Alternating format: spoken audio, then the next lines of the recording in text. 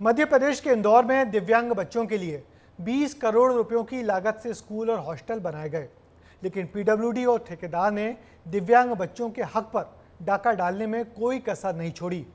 ये हॉस्टल अभी पूरी तरह से शुरू भी नहीं हुए हैं, लेकिन घटिया निर्माण की पोल खुलने लगी है। देखिए हमारी ये खास रिपोर्ट।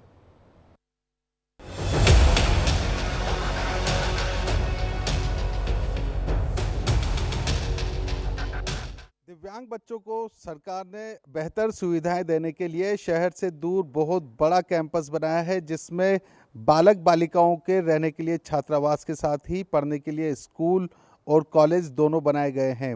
इस वक्त हम परिसर में ही मौजूद हैं, लेकिन यहां पर तमाम तरह की खामियां देखने को मिली है।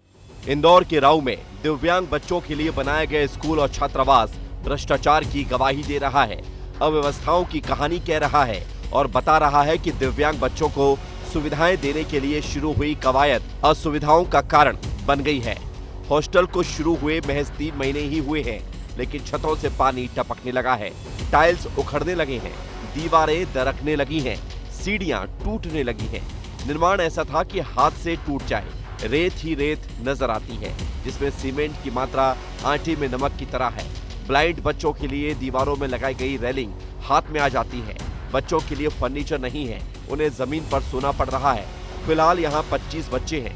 लड़कियों को तो यहाँ शिफ्ट ही नहीं किया गया, क्योंकि वार्डन की नियुक्ति ही नहीं हुई।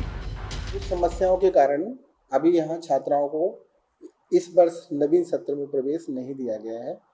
वो क्या समस्याएं हैं वो शासन खुद समझदार है। शासन को कई बार हम लोगों ने अवगत करा दिया है कि नंबर 1 वार्डन की अव्यवस्था के कारण इतने दूर दराज शहर से इतने दूर दराज इलाके में हम संचालन नहीं कर सकते। 20 करोड़ रुपए की लागत से हुआ निर्माण, दिव्यांग बच्चों के लिए स्कूल और हॉस्टल, मूक बधिर अस्थि बाधित बच्चों के लिए इंतजाम, नेत्रहीन बच्चों के लिए की गई सुविधाएं पीडब्ल्यूडी की प्रोजेक्ट इम्प्लीमेंटेशन यूनिट ने बनाया। बिल्डिंग 2022 में बनकर तैयार हुई, सितंबर 2023 में सामाजिक न्याय विभाग को मिली। फिलहाल हॉस्टल में 25 दिव्यांग बच्चे हैं। हॉस्टल में रह सकते हैं 100 दिव्यांग बच्चे। दिव्यांग बच्चों के लिए बड़ा कैंपस तो बना दिया, लेकिन यहां तक पहुंचने के लिए सड़क ही नहीं बनाई गई। परिजन जब बच्चों को लेकर आते हैं तो परेशानी होती है। ऑटो वाले मनमाना किराया वसूलते हैं। सर समस्या तो बहुत ज़्यादा है। यहाँ रोड पूरा कच्चा है, 5 किलोमीटर का है और पूरा बरसात में पूरा कीचड़ पानी से भरे रहता है। गड्ढे वगैरह मालूम नहीं पड़ता पानी भरने के कारण, और आने में काफ़ी परेशानी। हालांकि मैं आ जाता हूँ, पर कुछ पेरेंट्स जो रहते हैं दूर से क्षेत्र से आते हैं, उनको ढूंढने में, ये सेंटर ढूंढने में भी परेशानी आती है। और जो मेन रोड से जो आता है रोड, ऑटो चार्जेस वगैरह वो बहुत ज़्यादा लेते हैं। हालांकि पीडब्ल्यूडी के अधिकारियों की नज़र में ये समस्याएं छोटी मोटी ही हैं, जिन्हें जल्द ही सुधरवाने की बात की जा रही है। ठेकेदार द्वारा यह जानकारी दी गई कि सामाजिक न्याय विभाग अभी कुछ माह पूर्व ही माननीय कलेक्टर महोदय के निर्देशानुसार शिफ्टिंग का कार्य प्रारंभ कर रहा है।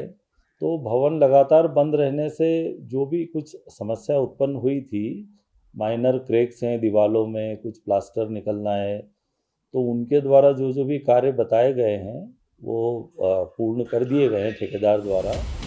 भले ही अधिकारियों का तर्क कुछ भी हो, लेकिन बिल्डिंग की हालत बताती है कि यहाँ किस कदर भ्रष्टाचार हुआ है, और यही वजह है कि पीडब्ल्यूडी विभाग एक बार फिर सवालों के घेरे में है, क्योंकि ये दिव्यांग बच्चों के हक में डाका डालने का मामला है। वार्डन नहीं है, यहाँ तक पहुँचने की सड़क नहीं है। दिव्यांग बच्चे जो हड्डी बाधित दिव्यांग बच्चे हैं, उन्हें यहाँ पहुँचने में खासी समस्याओं का सामना करना पड़ता है। ऑटो वाले मनमाना किराया वसूलते हैं। तो जिस उद्देश्य से यह कैंपस बनाया गया था, वह उद्देश्य अभी तक पूर्ण होता हुआ नजर नहीं आ रहा, बल्कि इस निर्माण में से भ्रष्टाचार की दुर्गंध बड़ी तेज जरूर आ रही है। पुनीत विजयवर्गीय, विस्तार न्यूज़, इंदौर। तो देखा आपने, अभी महज कुछ ही महीने बीते हैं, लेकिन बिल्डिंग की हालत खराब होने लगी है। हैरानी की बात यह है कि अधिकारी कार्रवाई करने के बजाय दोषियों को बचाते नजर आ रहे हैं, और ये निश्चित ही बेहद आपत्तिजनक है।